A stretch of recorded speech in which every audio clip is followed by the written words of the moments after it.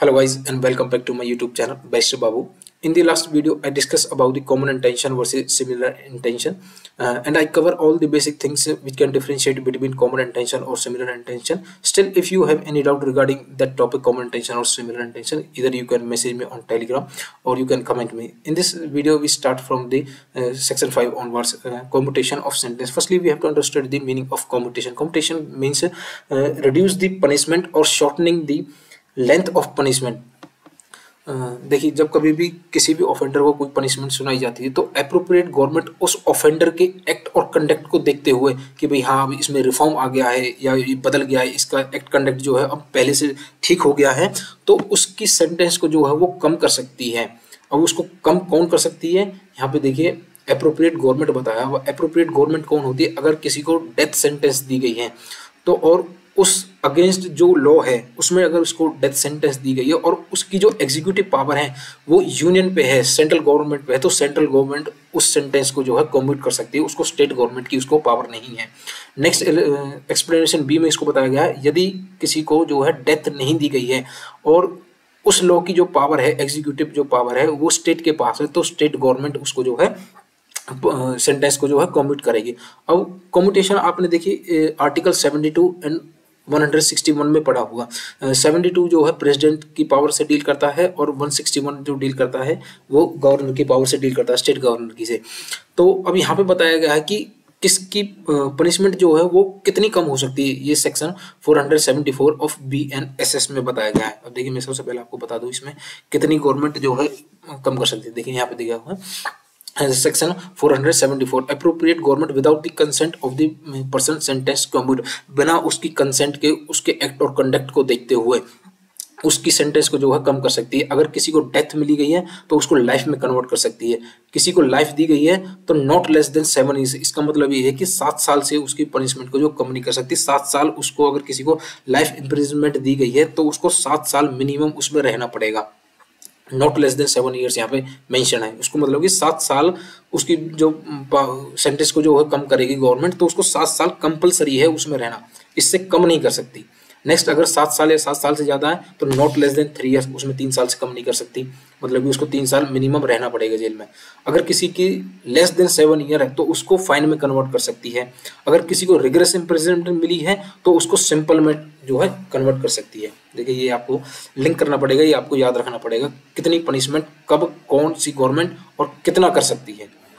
Next देखिए, हम बात करते हैं सेक्शन 6 की fraction of terms of punishment. देखिए, फ्रैक्शन का मतलब यहाँ पे ये है, जब कभी भी हम देखिए, अभी इसमें जैसे जैसे ये सीरीज कंटिन्यू होगी इसमें पढ़ेंगे हम, कहीं कहीं ऑफेंस में जो है इम्प्रिजनमेंट फॉर लाइफ दिया हुआ है। अब इम्प्रिजनमेंट लाइफ, अगर किसी का इम्प्रिजनमेंट लाइफ दे दी किसी भी ऑफेंडर को, गवर्नमेंट ने देखा कुछ टाइम के बाद कि भाई उसका एक्ट और कंडक्ट जो है वो ठीक है, अब पहले से बेहतर है, उसको अब उसमें रिफॉर्म आ चुका है, तो अब उसकी सेंटेंस को जो है कम्यूट करेगी, तो उसको लाइफ इम्प्रिजनमेंट है उसको कम कैसे करेगी, कैसे हम उसको काउंट करेंगे। देखिए, यहाँ पे काउंट जो है उसको लाइफ इम्प्रिजनमेंट को जो है 20 ईयर्स में कन्वर्ट किया जाएगा। इसका मतलब है कि उसकी जो लाइफ इम्प्रिजनमेंट अगर हम उसको कम करेंगे तो उसकी 20 ईयर्स मानेंगे। देखिए यहाँ पे shall be reckoned as equivalent to imprisonment for 20, life को हम जो है 20 ईयर्स में कन्वर्ट करेंगे और उसके अकॉर्डिंग उसकी पनिशमेंट को जो है कम करेंगे, या फिर हम कैलकुलेट जो करना होता है तो उसको हम लाइफ इम्प्रिजनमेंट को जो है 20 ईयर्स में कन्वर्ट करके देखेंगे। नेक्स्ट हम बात करते हैं सेक्शन 7 की, ये बात करता है सेंटेंस। देखिए, सेंटेंस जब हम कभी भी कोर्ट कभी भी कोई भी अवार्ड करती है, देती है उसको, तो उसको हो सकता है कि half regret they they, half simple they दे, या हो सकता है कि उसको कंप्लीटली ही रिग्रेस दे दे या कंप्लीटली ही उसको सिंपल दे दे। ये चीज उसमें यहाँ पे मेंशन करनी पड़ेगी। देखिए यहाँ पे, इन every case which N offender is punishable with imprisonment which may be either description, either description यहाँ पे जो है मेंशन है। ईदर का मतलब है उसको या तो सिंपल हो सकती है या रिग्रेस हो सकती है। It shall be competed to the court, ये कोर्ट की पावर है उसको, which sentence offender to direct in the sentence that such sentence shall be wholly regress. ये कोर्ट के ऊपर पावर है, उसकी डिस्क्रिप्शन पावर है कि उसको या तो होली रिग्रेस दे उसको, जहाँ पे आपको सेंटेंस भी देगी और साथ के साथ आपको काम भी करना होगा, या फिर होली सिंपल दे, बिल्कुल सिंपल देनी, आपको कोई काम नहीं करना, वहाँ पे सिर्फ आपको इम्प्रिजनमेंट जो है, आपको सेंटेंस जो मिली है वो आपको कंप्लीट करनी है। या फिर एनी पार्ट, कोई भी पार्ट जो है उसको आधा रिग्रेस दे सकती है और रेस्ट दी सिंपल, बाकी को सिंपल कर सकती है। ये सिर्फ सेक्शन 7 इससे डील करता है। नेक्स्ट हम बात करते हैं सेक्शन 8 की। सेक्शन 8 बात करता है amount of fine, liability in default of fine. देखिए जब कभी भी कोर्ट किसी को सेंटेंस देती है तो उसमें दो तरीके की होती हैं, एक तो सिर्फ इम्प्रिजनमेंट होती है और फाइन होता है, दोनों में से कोई एक दे सकती है। एक में इम्प्रिजनमेंट प्लस फाइन होता है, तो वहाँ पे कोर्ट बाउंड होती है कि उसको सजा भी दे, इम्प्रिजनमेंट भी दे, साथ के साथ उससे फाइन भी उसको अवॉर्ड करे। लेकिन जहाँ पे इम्प्रिजनमेंट और फाइन और जहाँ पे आ जाता है, जहाँ पे कोर्ट की डिस्क्रिप्शन पावर आ जाती है, तो वहाँ पे सिर्फ कोर्ट एक देगी, हो सकता है उसको सेंटेंस कोई भी ना दे, सिर्फ उसको फाइन दे दे।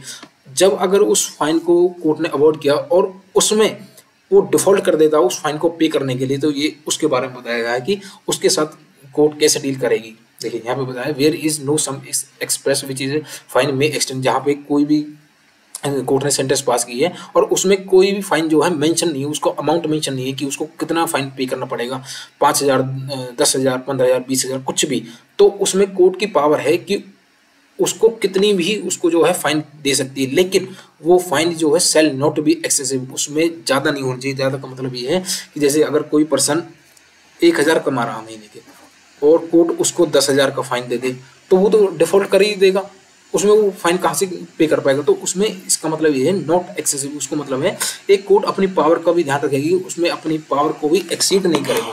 ये दोनों चीज़ें उसमें ध्यान रखनी पड़ेगी, ऑफेंडर का भी ध्यान रखना पड़ेगा और कोर्ट की पावर को भी देखना पड़ेगा। नेक्स्ट हम बात करते हैं in every case of offence when punishable with imprisonment as well as fine, जहाँ पे इम्प्रिजनमेंट भी है और साथ के साथ फाइन भी है। लेकिन जहाँ पे कोर्ट ने सिर्फ उसको फाइन अवॉर्ड किया है, वेदर विद और विदाउट इम्प्रिजनमेंट। ठीक है, नेक्स्ट हम बात करते हैं पनिशेबल विद फाइन और इम्प्रिजनमेंट और फाइन। यहाँ पे देखिए और वर्ड यूज हुआ है, या फिर और फाइन ओनली, जहाँ पे सिर्फ फाइन है तो वहाँ पे उसको फाइन दिया है, तो उस चीज को कैसे डील करेगी court. It shall be competent to the court which sentence such offender to direct by the sentence that in default of payment of the fine the offender shall suffer imprisonment for a certain term in which imprisonment shall be in excess of any other imprisonment to which he may have sentenced or to which he may be liable under the commutation of sentence। देखिए इसका simple सा meaning है, court ने आपको sentence दी, court में sentence देने के बाद आप उस सेंटेंस को जो है डिफॉल्ट कर गए, तो जो डिफॉल्ट वाली आपको इम्प्रिजनमेंट में मिलेगी, उसको सजा जो मिलेगी वो एक्सेस मिलेगी, उसके अलग मिलेगी, इसका मतलब उसके एडिशन में मिलेगी। देखिए आपके पास कोर्ट ने आपके ऊपर फाइन लगाया 1,000 रुपये का, लेकिन आपने वो 1,000 फाइन पे नहीं किया। अब उस 1,000 जो फाइन आपने पे नहीं किया उसकी लिमिट क्या है, उसकी लिमिट यहाँ पे आगे दी हुई है, उसको देखते हैं। तो उसकी जो डिफॉल्ट में जो आपको इम्प्रिजनमेंट मिलेगी ना, वो एक्सेस में मिलेगी जो आपको 1,000 मिली है, उसके अलावा आपको ये टर्म जो है कंप्लीट करनी पड़ेगी। इसका मतलब सिर्फ ये है, कंफ्यूज होने की जरूरत नहीं है, ये बहुत ही सिंपल तरीका है, बस थोड़ा सा टेक्निकल है, उसको थोड़ी सी कंफ्यूजिंग है, उसको थोड़ा सा समझने की दे रहे हैं आपको लैंग्वेज की। नेक्स्ट हम बात करते हैं सब क्लॉज 3 की। The term for which the offender the court directs the offender to be imprisonment in default of fine shall not excess 1/4 of the term which is the maximum fix for the offence if the offence be punishable with imprisonment as well as fine. देखिए इसमें बताया गया है जब कभी भी आपको punishment दी जाती है, जैसे मान के चलिए कोर्ट आपके पास आपने जो ऑफेंस किया वो 1 से लेके 3 साल तक की उसमें जो है आपको पनिशमेंट दी गई है। 1 साल को कोर्ट ने आपको अवॉर्ड कर दी कि भाई आपको 1 साल रहना पड़ेगा, लेकिन सॉरी यहाँ पे आप इसको समझिए 1 से 3 साल है और साथ में फाइन है, लेकिन कोर्ट ने आपको सिर्फ फाइन दिया आपको अप्रोक्स मान लीजिए 2,000 का आपको फाइन दे दिया। अब फाइन देने के बाद आप उसको डिफॉल्ट करके वो फाइन आपने पे नहीं किया, अब उसमें 1 से 3 साल तक की सजा थी और फाइन था। अब कोर्ट जो आपको डिफॉल्ट में जो पनिशमेंट देगी, इम्प्रिजनमेंट देगी, वो 1/4 देगी। अब 1/4 कौन सी होगी, वो 1/4 1 ईयर नहीं होगी, वो 1/4 3 ईयर होगी। यहाँ पे मैक्सिमम फिक्स लिखा है, जो जैसे 1 साल से लेके 3 साल तक की सजा है, तो उसमें 3 साल की 1/4 आपको जो है पनिशमेंट मिलेगी इन डिफॉल्ट ऑफ द फाइन। ये सिर्फ डिफॉल्ट ऑफ द फाइन की रिगार्डिंग बात हुई है, इस चीज को आप याद रखना, ये सिर्फ डिफॉल्ट ऑफ फाइन में दी गई है ऑफ द मैक्सिमम फिक्स, जो वहां पे मैक्सिमम दी हुई है। जैसे 1 से लेके 3 है तो 3 साल की 1/4 आपको दी जाएगी। ठीक है जी, नेक्स्ट हम बात करते हैं, देखिए यहाँ पे नया सब सेक्शन है, इसको जो ऐड किया गया है, imprisonment which the court imposes in default of fine और in default of community service which may be any description to which the offender might have been sentence for the offence. देखिए जब आपको punishment fine के लिए दी गई थी और आपने उस फाइन को जो है डिफॉल्ट कर दिया, या आपको कम्युनिटी सर्विस दी गई थी उसमें भी आपने उसको डिफॉल्ट कर दिया, आपने कम्युनिटी सर्विस जो है वो कंप्लीट नहीं की, तो उस केस में कोर्ट जो है आपको, देखिए यहाँ पे मेंशन है, just a minute, may be any description to which offender might have be sentence for the offence. वहाँ पे कोर्ट आपको कोई भी फिर पनिशमेंट दे सकती है, रिग्रेस दे सकती है, सिंपल दे सकती है। ठीक है, आपने दोनों चीज़ें आप डिफॉल्ट कर गए, या तो आप फाइन डिफॉल्ट कर गए या फिर आप कम्युनिटी सर्विस जो है डिफॉल्ट कर दें। नेक्स्ट हम बात करते हैं if the offence is punishable with fine और कम्युनिटी सर्विस। जहाँ पे आपको पनिशेबल है या तो फाइन दे दिया जाए या कम्युनिटी सर्विस दे दिया जाए। The imprisonment which the court imposes in default of the fine और in default of community service shall be simple. देखिए आपको वो पनिशमेंट जो है सिंपल दी जाएगी। And the term which the court direct the offender to be imprisonment in default of fine shall not exceed. अब देखिए उसमें लिमिट दी गई है कि कितने फाइन पे आपको कितने महीने तक की या कितने साल तक की उसमें सजा दी जा सकती है। देखिए यदि आपका फाइन नॉट एक्सीड 5,000 रुपये, अगर आपका फाइन जो है 5,000 से कम ज़्यादा एक्सीड नहीं होता, 5,000 के अंदर अंदर है, 0 से लेके 5,000 तक, तो उसमें आपको 2 महीने की सजा दी जा सकती है, 2 months when the amount of the fine. ठीक है, नेक्स्ट अगर आपका 10,000 एक्सीड नहीं करता है तो आपको 4 महीने की दी जा सकती है। या फिर आपका जो फाइन है वो 10,000 से एक्सीड कर गया, तब वहाँ पे आपको 1 साल तक की दी जा सकती है इन एनी अदर केस। देखिए यहाँ पे मेंशन है 1 year in any other case, जहाँ पे 10,000 से ज़्यादा। अब लास्ट यहाँ पे एक्सीड कितनी लिमिट बताई गई थी, अभी यहाँ पे बताई गई थी नॉट एक्सीड 10,000, जहाँ पे आपकी 10,000 थी तो उसमें 4 महीने की हो गई। अब 10,000 से ऊपर आपको एक्सीड कर गया तो आपको 1 साल की वहाँ पे दी जा सकती है।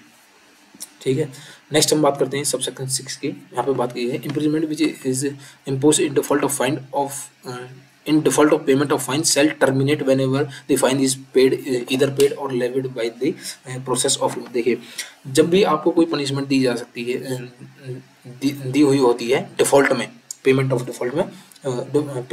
फाइन में, तब जैसे ही आप उस फाइन को पे कर देते हो, आपकी इम्प्रिजनमेंट जो है, आपकी सजा जो है, सेंटेंस जो है, वो वहीं की वहीं टर्मिनेट कर दी जाएगी, वहीं की वहीं खत्म कर दी जाएगी। देखिए यहाँ पर लिखा हुआ है शेल टर्मिनेट, यहाँ पे शेल टर्मिनेट है, मैंडेटरी है। जैसे ही आपने उसको पे किया या कोर्ट ने आपसे उसको वसूल लिया, तुरंत आपकी जो है आपको वहाँ से डिस्चार्ज कर दिया जाएगा। नेक्स्ट हम बात करते हैं इसके सब क्लोज बी की। If before the expiration of term of imprisonment fixed in default of payment such proportion of the fine be paid or levied that the term of imprisonment suffered in default of payment is not less than proportional to the part of the fine still unpaid, the imprisonment shall terminate। देखिए simple सा meaning है इसका, आपको 4 महीने की जो है default में आपको सजा सुनाई गई, आपने 2 महीने वहाँ पे काट लिए जेल में। अब आपको लगा कि नहीं यार यहाँ पे मेरे लिए रहना ठीक नहीं है, या मैं सही महसूस नहीं कर रहा अपने आप को, या फिर मुझे फाइन पे कर देना चाहिए। आपको 4 महीने की मिली, आप 2 महीने वहाँ पे कंप्लीट कर चुके हैं अपनी सजा को, सेंटेंस को, बचे 2 महीने। अब 2 महीने के लिए आपने जो है वो पेमेंट कर दी। जैसे ही आपने वो 2 महीने के लिए वो पेमेंट कर दी, आपको तुरंत की तुरंत वहाँ से डिस्चार्ज कर दिया जाएगा जैसे ही आपके 2 महीने कंप्लीट हो जाएंगे। पहले मान के चलिए आपने 1.5 महीना आपने कंप्लीट कर लिया, अब 1.5 महीने कंप्लीट करने के बाद आपको लगा जैसे ही ये दूसरा महीना कंप्लीट हो जाएगा, मैं इसकी पहली तारीख को ही पेमेंट कर दूंगा अपनी। जैसे ही आपने 1 तारीख को पेमेंट करी, आपको तुरंत की तुरंत वहाँ से जो है डिस्चार्ज कर दिया जाएगा। यहाँ पे proportional to the part of the fine लिखा हुआ है, जितना आपने पे कर दिया या जितनी आपकी सजा बची आपने उतने के लिए पे कर दिया, आपको तुरंत वहाँ से जो है डिस्चार्ज कर दिया जाएगा। ठीक है, इसकी इलस्ट्रेशन बहुत सिंपल, आप पढ़ सकते हो, जो चीज़ मैंने बताई है वही इसमें एक्सप्लेन की हुई है। देखिए is sentence to a fine of 1,000 rupees, एक महीने की 1,000 रुपये का उसको डिफॉल्ट में पेमेंट मिली है, सेंटेंस मिली है। 4 महीने को उसको डिफॉल्ट पेमेंट मिली है, डिफॉल्ट सेंटेंस मिली है।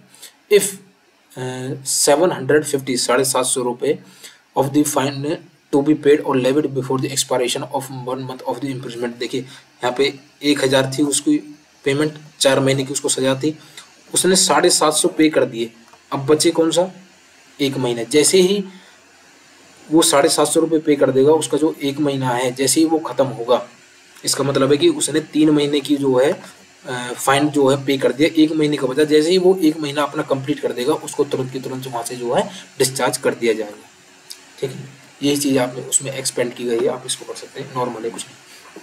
नेक्स्ट हम बात करते हैं, अब देखिए यहाँ पे सब सेक्शन 7 जो है वो डील करता है किसी अलग चीज़ से, मतलब कि इसमें ही है। देखिए, दी फाइन और any part thereof which remains unpaid, जो भी फाइन जो है आपका कोई भी पार्ट जो अनपेड रह रहा, आपने पे नहीं किया, may be levied at any time with in 6 year after the passing of the sentence. देखिए यहाँ पे क्या है, अगर आपको 6 साल तक की सज़ा दी गई है और डिफॉल्ट में आपको पेमेंट जो है देनी है, आपको कोई भी पार्ट रह रहा है, रिमेन्स अनपेड यहाँ पे मेंशन है। देखिए चीज़ आप मेंशन कीजिए, रिमेन्स अनपेड, सबसे पहली आपका अनपेड है fine. Next with in 6 year, इसको आगे देखिए, और after the passing of the sentence, देखिए आपको आगे चल के समझ में आएगा इसको मैं क्यों कह रहा हूँ।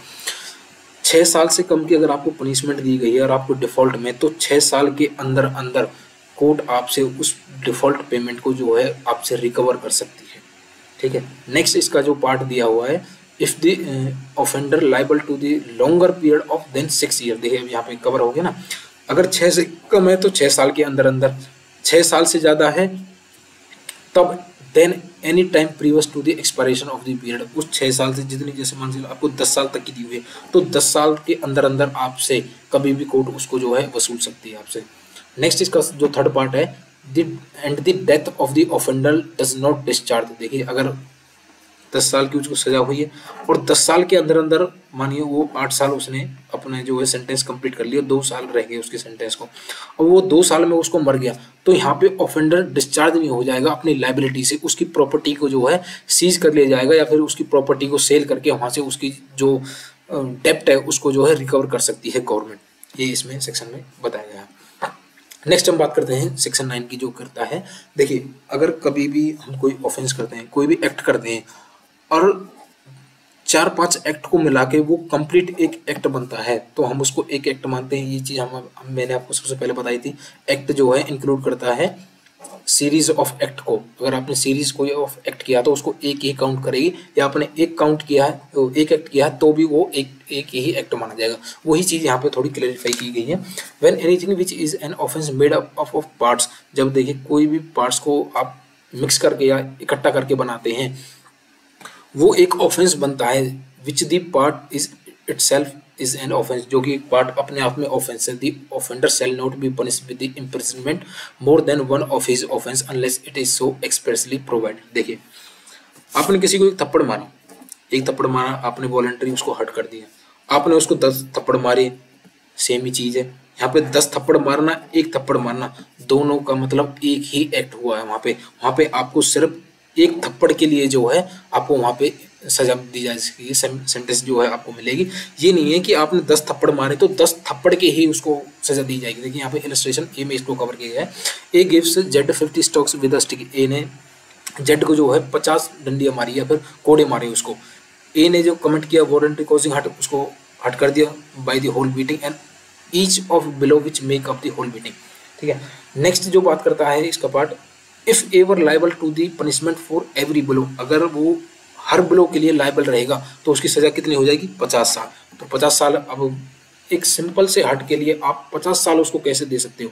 तो यहाँ पे उसको जो है एक ही काउंट किया जाएगा और वो सिर्फ एक ही पनिशमेंट के लिए जो है लाइबल रहेगा। यहाँ पे ये देखिए, but he is liable only to one punishment for the whole beating. आपने चाहे उसको 100 डंडे मारे हो, एक मारा हो, आपको सिर्फ उस एक डंडे के लिए ही आपको पनिशमेंट मिलेगी, उसको 100 के लिए नहीं मिली जाएगी। वो 100 जो है वो एक में ही काउंट होगा।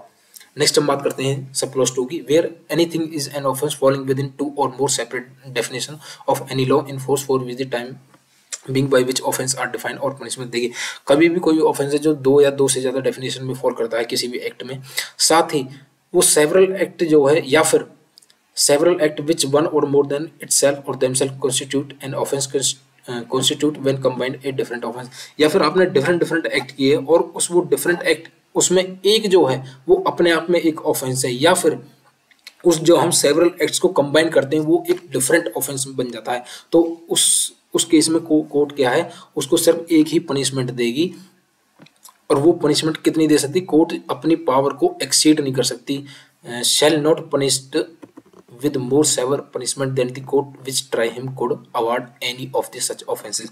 देखिए उसने 10 एक्ट किए, उसको 8 काउंट किया जाएगा और उस एक एक्ट की ही कोर्ट उतनी ही सजा दे सकती है जिसकी जितनी उसको पावर है। देखिए जेएमआईसी की पावर कितनी है, 3 साल, तो वो 3 साल तक की ही उसको जो है सेंटेंस दे सकती है, उसको 7 साल की नहीं दे सकती। अगर 7 साल की उसको देनी होगी तो वो उसको फिर सीजीएम को जो है केस जो है ट्रांसफर करना पड़ेगा, क्योंकि सीजीएम की पावर है 7 साल की, यहाँ पे जेएमआईसी की सिर्फ 3 साल तक की पावर है। या फिर हम बात कर सकते हैं सेकंड क्लास की, जुडिशियल में से सेकंड क्लास की, तो उसकी 1 साल की पावर है, तो वो 3 साल की सजा यहाँ पे सेकंड क्लास मजिस्ट्रेट जो है वो नहीं दे सकता।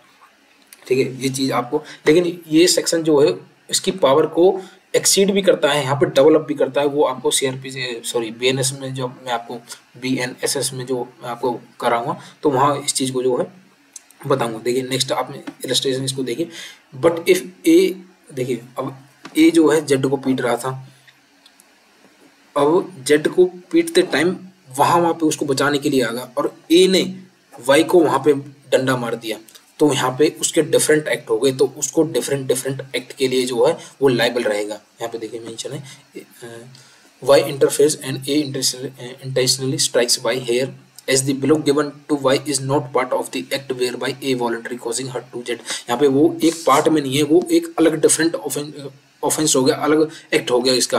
ए is liable to 1 punishment for the voluntary causing hurt to Z.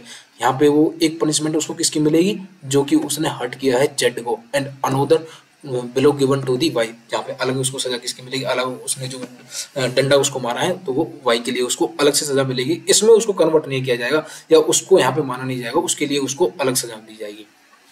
ठीक है, नेक्स्ट हम बात करते हैं सेक्शन 10 की, punishment of person guilty of one of several offences judgment stating that it is doubtful of which. देखें अब उसने सेवरल एक्ट्स किए सेम ट्रांजैक्शन में, लेकिन कोर्ट यहाँ पे डाउट में है कि ऑफेंस तो हुए हैं लेकिन वो अलग अलग डेफिनेशन में फॉल कर रहे हैं या फिर वो उनकी पनिशमेंट जो है अलग अलग कॉन्स्टिट्यूट हो रही है। अब इसमें कोर्ट डाउट में है कि उस ऑफेंडर को क्या पनिशमेंट दी जा सकती है। तो उस केस में जहाँ कोर्ट डाउट में है, उसको टैकल नहीं कर पा रही है, उसको समझ नहीं पा रही है कि उसको कौन से ऑफेंस की कौन सी पनिशमेंट दी जा सकती है या कितनी दी जा सकती है, उस केस में offender shall be punished of the offence which is the lowest punishment is provided is the same punishment is not provided for all.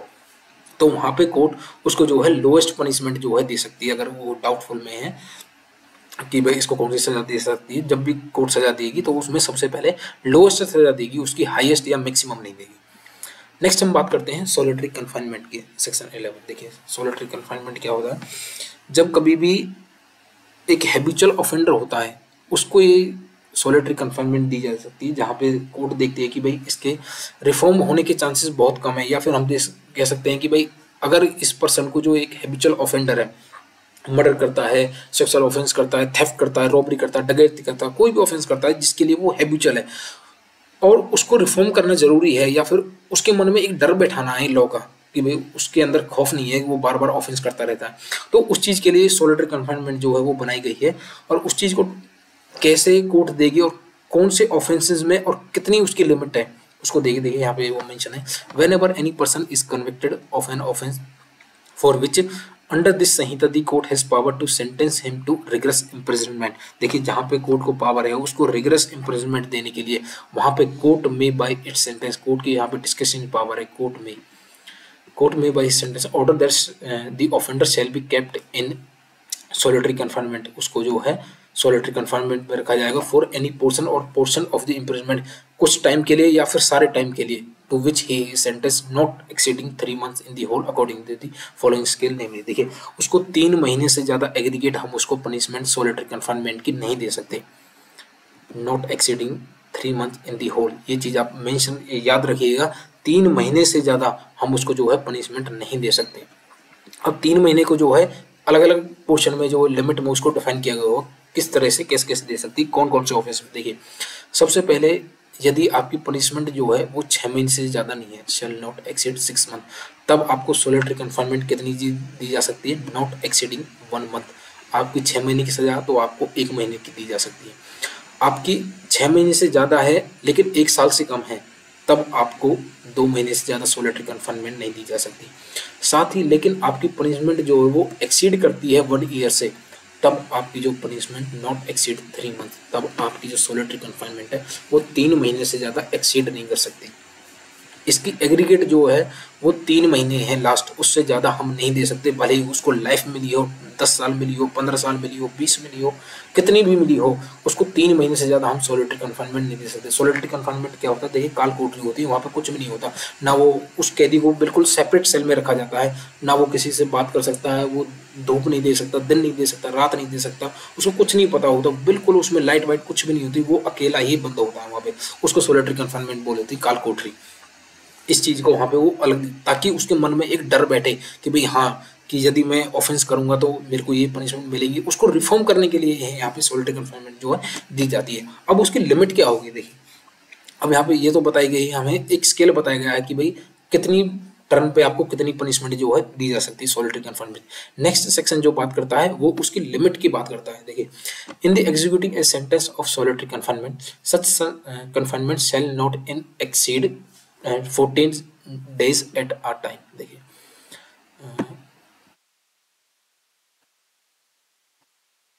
No case 14 days a time। देखिए जब कभी भी आपको पनिशमेंट दी जा सकती है, जैसे मान के चलिए आपको 3 साल की सजा हो गई और आप हैबिचुअल ऑफेंडर हैं, ठीक है, तो यहाँ पे आपको 3 साल की जो सजा दी गई है उसमें 1 महीने के अंदर, या फिर हम कह सकते हैं एक टाइम में आपको 14 दिन से ज़्यादा जो है सोलिटरी कन्फाइनमेंट नहीं दी जा सकती। नेक्स्ट जो सोलिटरी कन्फाइनमेंट आपको दी जाएगी, जैसे मान चलिए 14 दिन की दे दी, तो 14 दिन का उसमें गैप होगा जो नेक्स्ट आपको जो है सोलिटरी कन्फाइनमेंट में भेजा जाएगा। देखिए यहाँ पे हुआ with the intervals between the period of solitary confinement not less duration than such period. जितनी आपको दी गई है 14 दिन की जो आपको दी गई है, तो 14 दिन के गैप के बाद ही आपको वो नेक्स्ट 14 दिन में दी जाएगी। जैसे मान के चलिए आपको 1 तारीख को वो सोलिटरी कन्फाइनमेंट में भेजा गया, 14 तक आपकी कंप्लीट हो गई। अब 14 को कंप्लीट होने के बाद नेक्स्ट 14 डेज को आपको वेट करना पड़ेगा जेलर साहब को। अब नेक्स्ट 14 डेज कैसे कंप्लीट होंगे, 28 तारीख को। 28 के बाद इसका मतलब है 29 तारीख को लेके 29 तारीख को आपको जो है नेक्स्ट सोलिटरी कन्फाइनमेंट में जो है भेजा जाएगा। अब बात करते हैं, देखिए अब ये तो होगी हमारी एग्रीगेट, भाई एक टाइम पे हम कितनी दे सकते हैं उसको कन्फाइनमेंट। लेकिन हम बात करते हैं यहाँ पे जहाँ पे आपकी जो पनिशमेंट है, मैंने आपको अभी एग्जांपल दिया था 1 साल का, यहाँ पे देखिए मेंशन है special when the imprisonment awarded shall exceed 3 month. देखिए जहाँ आपको सजा 3 महीने से ज़्यादा दी गई है, 6 महीने की दी गई है, तो वहाँ पे सोलिटरी कन्फाइनमेंट जो है वो not exceed 7 days in any month of the whole imprisonment awarded. देखिए यदि आपकी 3 महीने से ज़्यादा आपको सोलिटरी कन्फाइनमेंट दी गई है, तब आपकी जो पनिशमेंट जो है सोलिटरी कन्फाइनमेंट जो है 1 महीने में सिर्फ 7 दिन आपको दी जाएगी, फिर 7 दिन का आपको गैप दिया जाएगा, फिर आपको 7 दिन की दी जाएगी। देखिए आपको सिंपल में आपको और थोड़े कंफ्यूज हो गए होंगे, मैं सबसे सिंपल आपको बता दूँ। देखिए सबसे पहले बताया गया था यहाँ पे 3 महीने से ज़्यादा आपको जो है सोलिटरी कन्फाइनमेंट नहीं मिलेगी, कितनी भी आपको पनिशमेंट दी गई हो, चाहे लाइफ दी गई हो या 10, 15, 20 साल कितनी भी दी हो, 3 महीने आप इसको याद रखिए।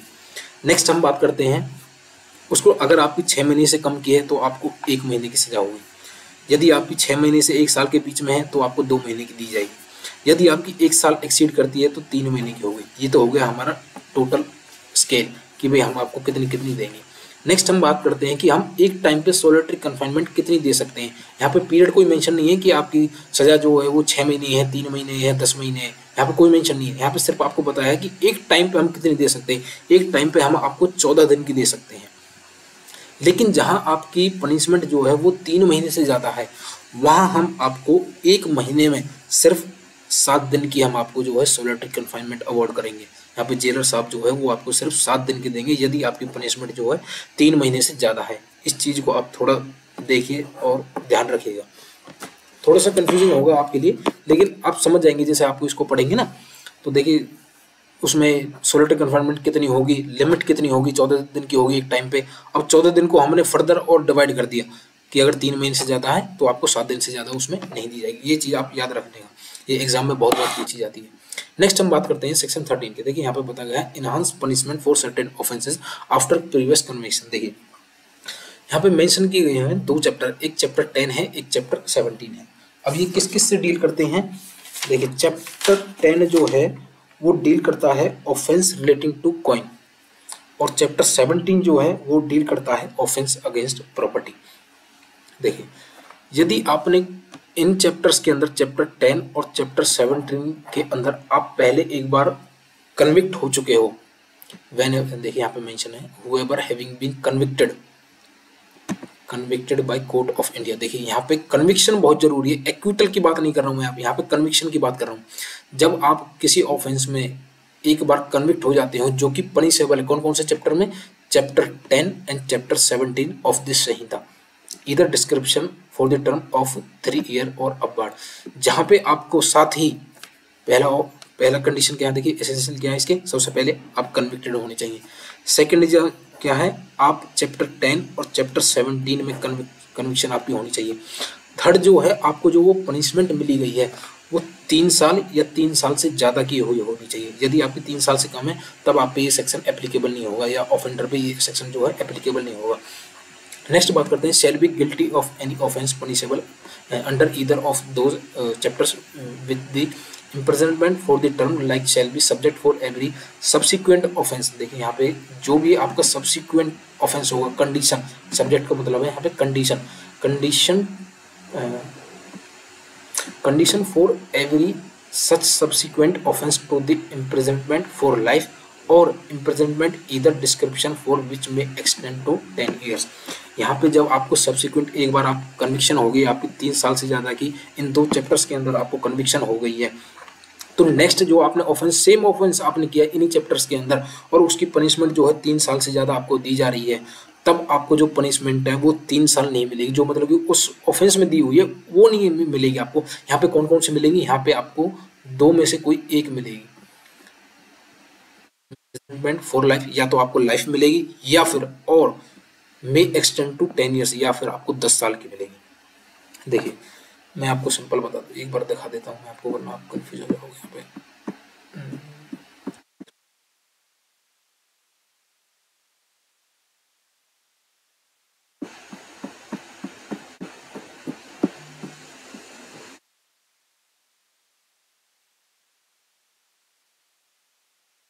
देखिए यहाँ पे मेंशन है चैप्टर 17 किससे डील करता है, ऑफेंस अगेंस्ट प्रॉपर्टी।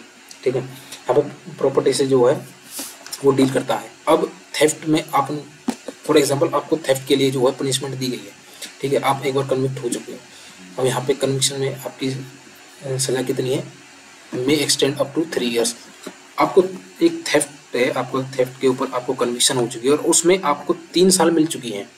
ठीक है, अब यहाँ पे मेंशन है in the case of second or subsequent conviction of any person under this section shall be punished with rigorous imprisonment for term not less than 1 year which may extend to 5 years। अब इस section में बताया गया है कि आपको जो subsequent आपने सेम ऑफेंस आपने कर दिया है थेफ्ट का ही, आपको पहले सजा कितनी हुई 3 साल की थेफ्ट में, आपने नेक्स्ट जो ऑफेंस कर दिया वो भी थेफ्ट है। अब उसमें यहाँ पे बताया गया है कि आपको जो सब्सिक्वेंट कन्विक्शन होगी वो आपको अप टू 5 ईयर्स होगी, लेकिन हमने अभी पढ़ा है सेक्शन 13 में कि आपको जो है लाइफ और 10 ईयर्स मिलेगी। तो देखिए यहाँ पे क्या है, सबसे पहले पढ़ा था कि जब भी कोई हम ऑफेंस, जो भी कोई भी टर्म पढ़ेंगे, पीनल प्रोविजन पढ़ेंगे, तो वो क्या होगा, सब्जेक्ट टू जनरल एक्सप्लेनेशन और या फिर